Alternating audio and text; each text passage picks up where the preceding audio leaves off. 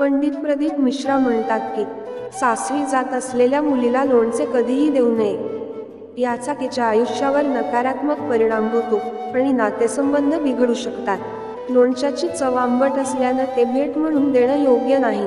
मुलीला हाताने बनवलेले लोणचे द्यायचे असेल तर लग्नानंतर तिच्या घरी जाऊन लोणचे बनवा। झाडू पंडितजी सांगतात की झाडूमध्ये माता लक्ष्मी वास करते, पण मुलीला सासरी पाठवताना झाडू देऊ नये। असे मानले जाते की जर तुम्ही मुलीला सासरी झाडू देऊन पाठवलं तर तिचा आनंद हिरावून घेतला जातो।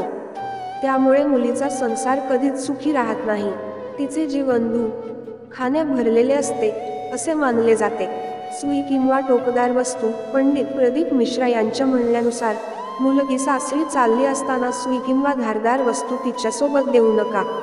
मुलीला निरोप देताना अशा गोष्टी दिल्याने नात्यात गोडवा येण्याऐवजी कटुता येते असे म्हणतात। त्यामुळे अशा गोष्टी देणे टाळावे। सासरी निघालेल्या मुलीला आई वडिलांसह सर्वजण आनंदी आणि वैवाहिक जीवनासाठी आशीर्वाद देतात। आपल्या मुलीला आनंदी ठेवणारा नवरा आणि सासर मिळावं अशी आई वडिलांची इच्छा असते।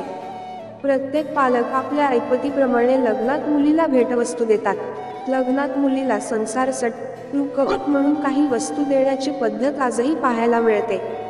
मुलगी सासरी निघालेली असताना काही गोष्टी तिला चुकूनही दिल्या जात नाहीत। सिहोरचे पंडित प्रदीप मिश्रा यांनी या गोष्टींचा उल्लेख आपल्या प्रवचनात केला आहे।